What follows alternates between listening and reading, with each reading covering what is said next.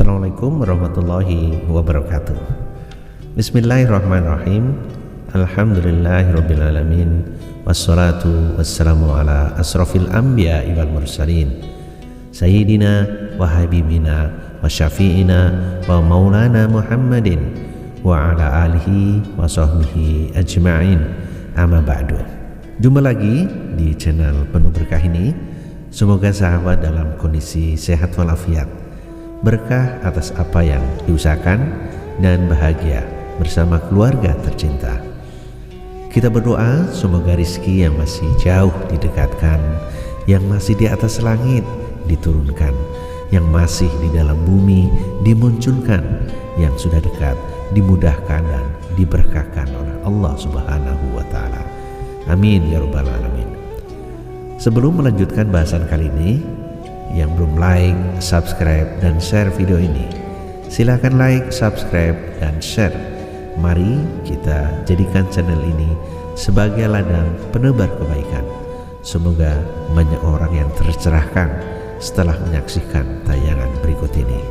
Pada kesempatan kali ini, masih dalam serial Sejarah Haji, saya akan menyampaikan tentang beberapa manasik haji yang dilakukan oleh Rasulullah SAW. Pada awal setiap putaran tawaf, jamaah haji atau umroh disunahkan untuk memberikan penghormatan atau istislam ke arah Hajar Aswad di pojok tenggara Ka'bah. Rasulullah mengajarkan tentang 4 cara melakukan istislam tersebut. Yang pertama adalah ketika umroh pertama kali tahun 7 Hijriah, beliau mengecup Hajar Aswad. Kemudian yang kedua, ketika penaklukan Mekah, beliau menyentuhkan ujung tongkat ke Hajar Aswad dari atas unta. Dan yang ketiga, ketika umroh saat pulang dari perang Hunain, Hajar Aswad beliau usap dengan tangan kanan. Yang keempat, ketika beliau haji di tahun 10 Hijriah, beliau hanya melambaikan tangan dari jauh ke arah Hajar Aswad. Rasulullah SAW melakukan tawaf 7 putaran. Ummu Salamah, salah satu istri beliau, bertawaf dengan ditandu sebab sedang sakit. Setiap melewati rukun Yamani, Rasulullah cuma mengusapnya dengan tangan.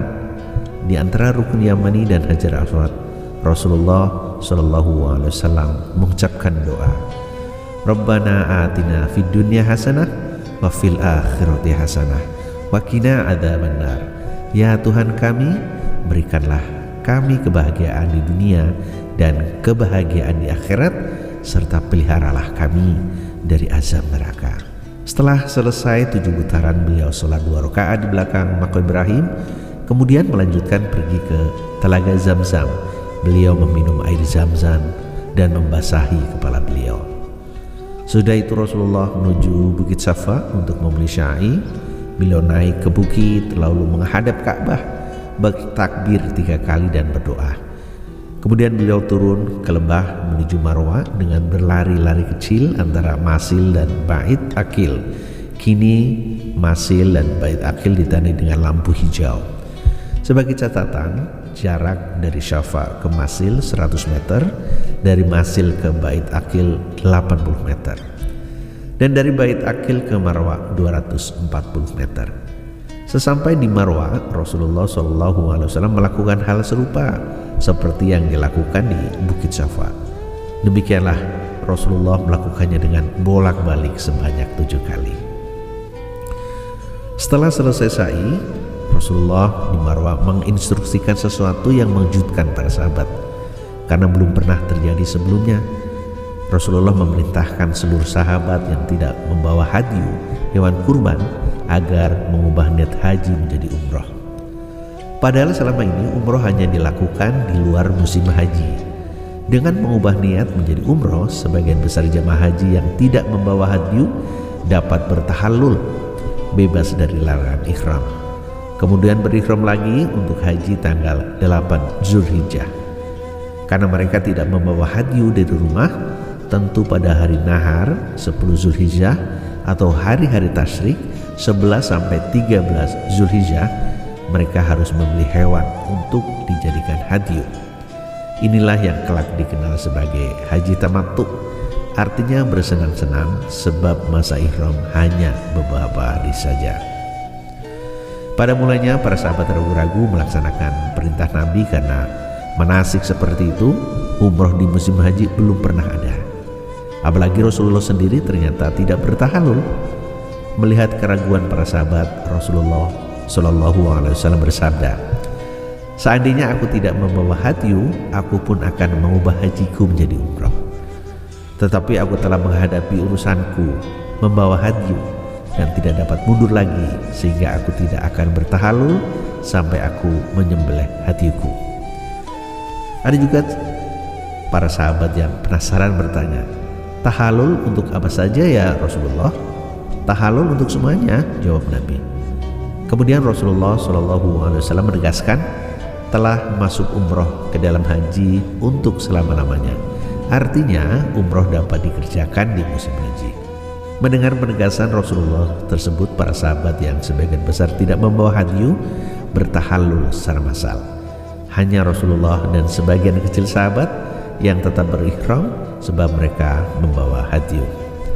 Sejak saat itu mulailah dikenal 3 cara ibadah haji, yaitu yang pertama adalah haji tamattu, bersenang-senang, yaitu melakukan umroh dulu baru kemudian berhaji. Diperuntukkan bagi mereka yang tidak membawa hadyu dari rumah mereka. Dan yang kedua adalah haji ifrad atau mandiri, yaitu melakukan haji dulu baru kemudian melakukan umroh. Diperuntukkan bagi penduduk Mekah yang membawa hadyu. Yang ketiga haji qiran atau gabungan, yaitu melakukan haji dan umroh langsung digabungkan. Diperuntukkan bagi yang bukan penduduk Mekah dan membawa hadyu. Cara terakhir inilah haji qiran yang dikerjakan Rasulullah SAW dalam ibadah haji beliau. Hal ini disimpulkan dari fakta bahwa beliau membawa hadyu dan setelah selesai mengerjakan haji tidak lagi melakukan umroh secara terpisah sampai beliau kembali ke Madinah pada tanggal 14 Zulhijjah. Sebenarnya cara haji tamattu bukanlah inovasi dari Rasulullah, melainkan memang diperintahkan oleh Allah sebagai keringanan bagi umatnya. Hal ini berdasarkan wahyu yang turun ketika Rasulullah dan rombongan tertahan di Hudaybiyah 4 tahun sebelumnya atau sekitar tahun 6 Hijriah. Tetapi baru pada ibadah haji tahun 10 Hijriah Rasulullah berkesempatan menerapkannya. Tentang haji tamattu itu tercantum dalam Quran Surah Al-Baqarah ayat 196.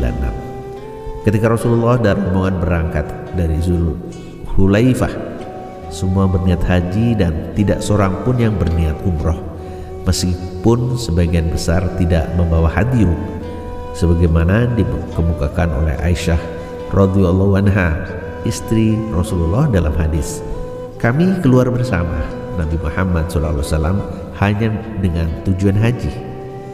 Ketika kami selesai melakukan tawaf dan sa'i, barulah Rasulullah memerintahkan yang tidak membawa hadyu untuk bertahallul." Keterangan lebih tegas lagi dari Jabir bin Abdullah radhiyallahu anhu, sahabat yang paling lengkap bercerita tentang kisah haji Rasulullah SAW. "Kami para sahabat Rasulullah SAW bertujuan haji yang murni, khalisan, tidak mencampurkannya dengan umroh sebab kami tidak mengenal umroh." Maksud Jabir radhiyallahu anhu sudah tentu adalah tidak mengenal umroh di musim haji, sebab ketika Zulhulaifah syariat bahwa umroh harus dilakukan di luar musim haji belum dihapuskan oleh Rasulullah SAW. Nabi SAW sebagai pemimpin yang bijaksana menunggu saat yang tepat dalam menerapkan perintah Allah Subhanahu wa Ta'ala dalam surat Al-Baqarah ayat 196 agar umat tidak terkejut dengan sistem baru haji harus disertai umroh. Ketika Rasulullah dan rombongan beristirahat di Sarif pada tanggal 3 Zulhijjah sebelum masuk Mekah, beliau mulai melakukan sosialisasi sistem baru dengan mengumumkan kepada jamaah haji, "Barang siapa yang mau menjadikannya umroh, jadikanlah hajimu menjadi umroh." Disinilah Rasulullah hanya menghimbau dengan kalimat "siapa yang mau".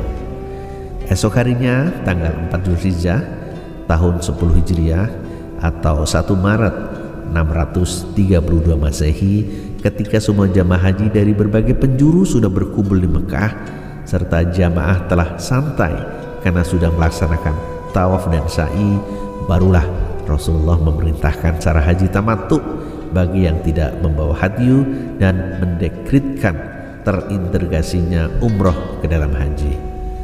Hal ini pun ternyata menimbulkan suasana heboh di kalangan para sahabat, sehingga Rasulullah harus ekstra sabar untuk meyakinkan para sahabat yang awalnya enggan meralat niat hajinya menjadi umroh. Dari penjelasan tersebut, untuk jamaah haji asal Indonesia yang bukan pribumi Mekah dan dipastikan tidak membawa hadyu dari rumah, maka tidak ada pilihan lain kecuali melaksanakan perintah Rasulullah SAW untuk mengambil cara haji tamattu. Hal ini berlaku baik bagi jamaah haji gelombang pertama yang ke Madinah dulu atau jamaah haji gelombang kedua yang langsung ke Mekah. Dari tanggal 5 sampai 7 Zulhijjah atau tanggal 2 sampai 4 Maret, Rasulullah SAW melakukan kegiatan memimpin sholat di Masjidil Haram, melakukan tawaf sunnah dan sholat sunnah di Hijr Ismail. Meskipun Rasulullah dalam keadaan berihram, beliau menyempatkan diri untuk mengunjungi tempat lahir beliau di Suq Al-Lail dan berziarah ke makam istri yang paling beliau cintai, yaitu Khadijah Al-Kubra radhiyallahu anha yang terletak di Ma'lah. Pada Kamis 8 Zulhijjah 5 Maret, Rasulullah SAW memerintahkan umat beliau yang memakai cara tamattu kembali mengenakan pakaian ihram dan menjauhi larangan-larangan ihram untuk memulai ibadah haji. Mereka yang melakukan cara ifrad atau qiran, termasuk Rasulullah sendiri, memang sudah dalam keadaan berihram karena setelah melakukan tawaf dan sa'i mereka tidak bertahalul. Pada 8 Zulhijjah pagi, Rasulullah SAW beserta jamaah haji pergi menuju Mina untuk mempersiapkan air. Sebab mulai tanggal 10 Zulhijjah sesudah pulang dari Arafah, mereka akan tinggal di Mina selama beberapa hari. Itulah sebabnya tanggal 8 Zulhijjah disebut hari Tarwiyah, mempersiapkan air. Pada zaman modern seperti sekarang ini, meskipun air di Mina sudah berlimpah ruah sehingga jamaah tidak perlu mempersiapkan air di Mina Tarwiyah, tetapi sebagian besar ulama tetap berpendapat bahwa salah satu sunnah haji paling tidak itu perlu dilakukan untuk napak tilas. Pada hari Jumat 9 Zulhijjah atau 6 Maret, sesudah matahari terbit, Rasulullah SAW dan seluruh jamaah haji berangkat menuju Arafah.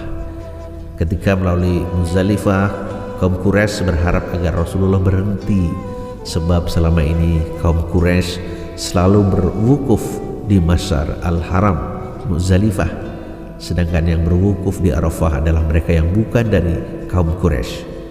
Oleh karena itu Rasulullah memerintahkan agar seluruh jamaah haji tanpa kecuali kembali kepada syariat Ibrahim untuk berwukuf di Arafah sesuai dengan firman Allah di dalam surat Al-Baqarah 199. Kemudian bertolaklah kamu dari tempat orang banyak bertolak Arafah dan mohonlah ampun kepada Allah, sesungguhnya Allah Maha Pengampun lagi Maha Penyayang. Sebelum masuk Arafah, Rasulullah SAW singgah di Namirah, dan ketika masuk waktu zuhur, matahari tergelincir ke barat, beliau pergi ke tengah padang Arafah untuk berkhutbah sebagai tanda dimulainya acara wukuf. Rasulullah menghentikan unta beliau Al-Qasfa di satu tempat yang tinggi. Di samping beliau berdiri Rabi'ah ibnu Umayyah yang mempunyai suara keras dan lantang. Ia ditugasi untuk menyambung suara Nabi agar jelas terdengar oleh puluhan ribu jamaah yang hadir. Sesudah Rasulullah mengucapkan tahmid dan takbir, memuji dan membesarkan nama Allah, beliau memberikan khutbah yang isinya sebagai berikut. Wahai manusia, ayuhan nas, dengarkanlah kata-kataku agar kamu terangkan kepadamu. Sesungguhnya aku tidak tahu apakah aku masih akan bertemu dengan kamu di tempat wukuf ini. Sesungguhnya Allah telah mengharamkan atas kamu darah sesamamu dan harta sesamamu sampai kamu berjumpa dengan Tuhanmu, seperti haramnya hari ini dan bulan ini. Sesungguhnya kamu pasti akan berjumpa dengan Tuhanmu, dan Dia pasti akan menanyai kamu tentang segala perbuatanmu. Wahai manusia, seseorang yang mempunyai hutang hendaklah mengembalikan hutang itu kepada orang yang telah mempercayainya. Segala jenis riba dihapuskan, dan kamu boleh memiliki kembali modalmu. Janganlah berbuat zalim, dan kamu tidak akan dizalimi. Allah telah memutuskan bahwa tidak boleh ada riba lagi, dan riba yang pertama kuhapuskan adalah riba dari Abbas ibnu Abdil. Semua pertumpahan darah di masa jahiliyah harus ditinggalkan tanpa balas dendam. Hutang darah yang pertama kuhapuskan adalah darah Rabi'ah ibnu Haris ibnu Abdul Muthalib yang dibunuh oleh Huzail. Wahai manusia, sesungguhnya setan telah putus asa untuk terus disembah-sembah di negerimu ini. Akan tetapi dia akan puas dengan ditaati dalam hal-hal selain itu, yaitu perbuatan-perbuatan yang kamu sebenarnya tahu bahwa itu salah, tetapi tetap kamu perbuat. Maka waspadalah terhadap setan dalam hal agamamu. Sesungguhnya kamu mempunyai hak atas istri-istrimu, dan mereka pun mempunyai hak terhadapmu.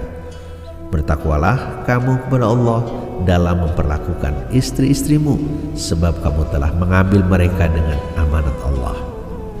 Wahai manusia, sesungguhnya aku telah meninggalkan bagi kamu sesuatu yang jika kamu berpegang teguh kepadanya, pasti kamu tidak akan tersesat selama-lamanya, yaitu sesuatu yang terang dan nyata, kitab Allah dan sunnah nabinya.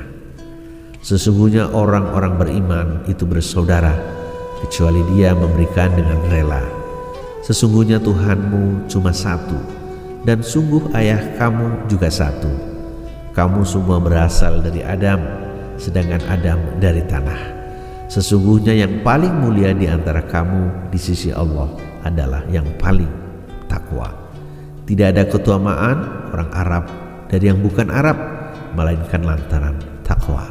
Di akhir khutbah beliau, Rasulullah SAW bertanya kepada puluhan ribu umat yang hadir, "Wahai manusia, apakah aku telah menyampaikan?"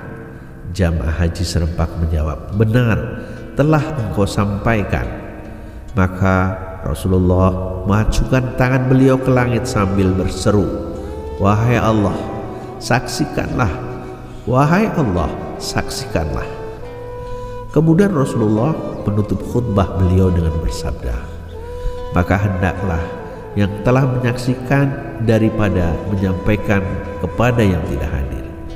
Semoga siapa yang menyampaikan akan lebih dalam memperhatikannya daripada yang sekedar mendengarkan. Mudah-mudahan berlimpahlah rahmat dan berkah Allah kepada kamu sekalian." Selesai berkhutbah, Rasulullah SAW turun dari unta, lalu memimpin sholat zuhur dan asar secara jamak dan qasar, kemudian menuju sakrat, batu karang di kaki bukit Jabal Rahmah.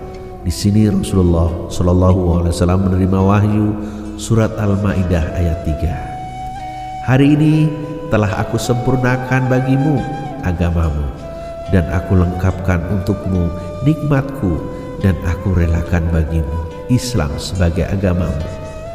Ketika Rasulullah SAW menyampaikan wahyu yang baru beliau terima kepada sahabat, Abu Bakar As-Siddiq menangis terseduh-seduh. Umar ibnu Khattab bertanya, "Apa yang kau tangiskan wahai Abu Bakar? Bukankah kita semua bergembira bahwa agama kita telah sempurna?" Abu Bakar menjawab, "Tidaklah terpikir olehmu wahai anak Khattab. Hal ini merupakan isyarat bahwa Rasulullah mungkin cuma sebentar lagi bersama dengan kita." Rasulullah SAW memerintahkan umatnya untuk tidak menyia-nyiakan waktu wukuf. Haji itu di Arafah, sabda beliau. Sambil menghadap kiblat, Rasulullah dan para sahabat memuji dan mengagungkan Allah, berzikir, berdoa, memohon ampun, membaca ayat-ayat Al-Quran dan memperbanyak talbiyah.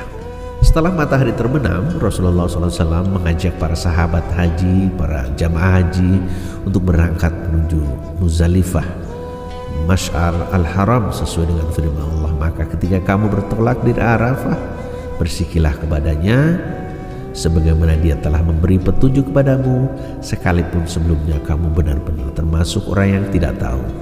Al-Baqarah 198. Rasulullah SAW mengajak Usamah bin Zaid untuk duduk di punggung unta Al-Qaswa. Di zaman jahiliyah sudah menjadi kebiasaan untuk secepat mungkin meninggalkan Arafah dengan berlari.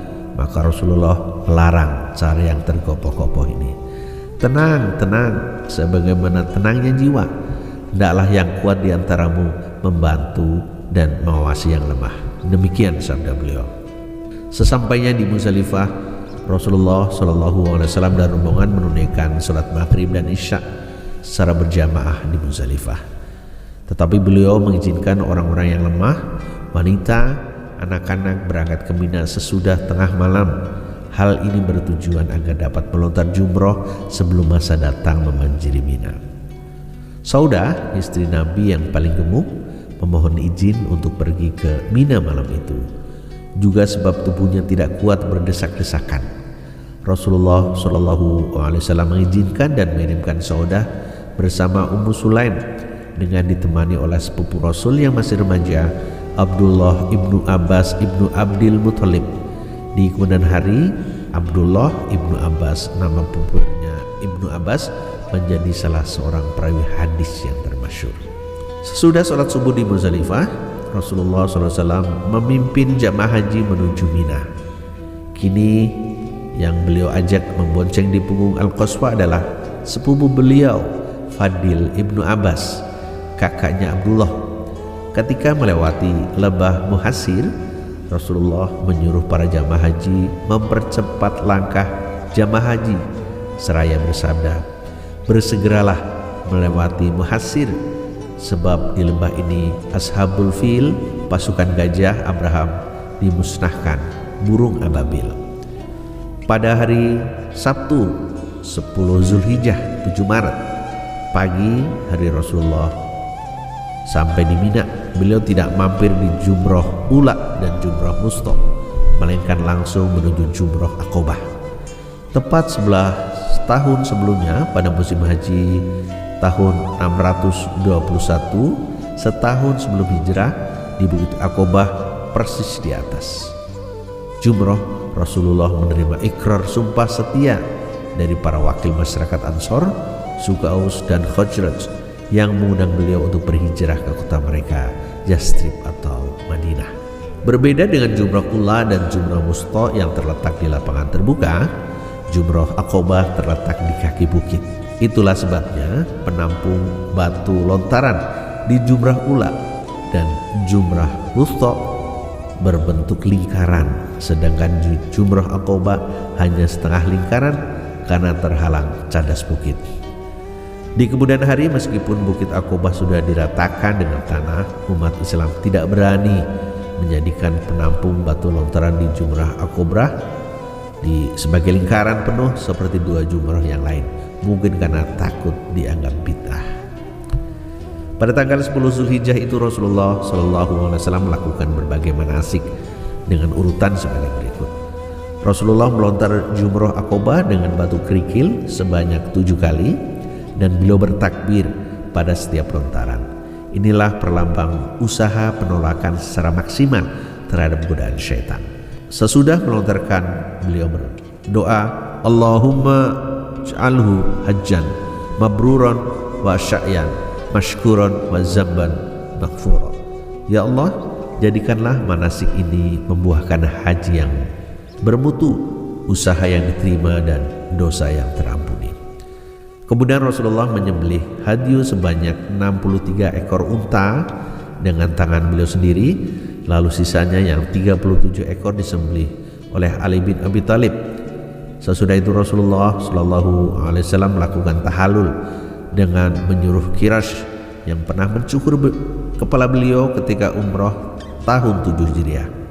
Saat mengharukan ketika Rasulullah dicukur, Khalid ibnu Walid dan Suhail bin Amr memunguti rambut-rambut beliau yang jatuh, lalu mengusapkan rambut-rambut itu ke wajah mereka sambil menangis karena menyesali perbuatan mereka sebelum masuk Islam.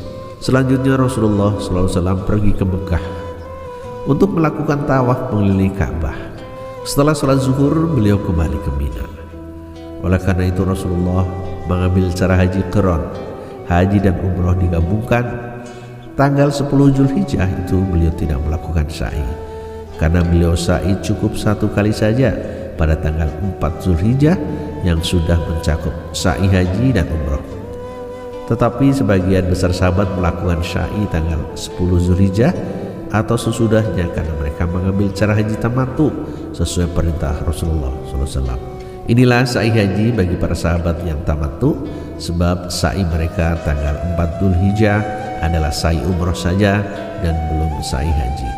Rasulullah SAW memberikan kelonggaran kepada jamaah haji untuk melakukan manasik dengan urutan yang berbeda-beda. Melontar jumroh, menyembelih hadyu, mencukur atau menggunting rambut, serta tawaf dan sa'i boleh dilakukan secara tidak berurutan. Para jamaah haji boleh mendahulukan mana yang sempat dan mudah dikerjakan lebih dahulu. Bahkan manasik-manasik di atas tidak harus semuanya terlaksana pada hari nahar 10 Zulhijjah. Penyembelihan hadyu boleh dilakukan pada hari-hari tasyrik 11 sampai 13 Zulhijjah. Tawaf dan sa'i boleh dilakukan pada hari-hari tasyrik. Boleh juga dilakukan setelah jamaah haji pulang dari Mina asalkan masih dalam bulan Zulhijjah. Juga boleh dilakukan urutan seperti ini. Dari Muzdalifah, jamaah haji langsung ke Mekah melakukan tawaf dan sa'i, lalu tahallul, mencukur atau menggunting rambut di Marwah, kemudian baru ke Mina untuk melempar jumroh atau menyembelih hadyu. Kerjakan saja, tidak apa-apa. If'al la haraj. Demikian selalu jawaban Rasulullah SAW ketika beliau ditanya oleh para jamaah mengenai urutan manasik-manasik di atas. Apapun urutan manasik yang dipilih oleh jamaah haji, Rasulullah menginstruksikan kepada jamaah haji untuk menginap di Mina pada malam-malam hari tasyrik, kecuali bagi mereka yang karena kesibukannya tidak dapat menginap di Mina.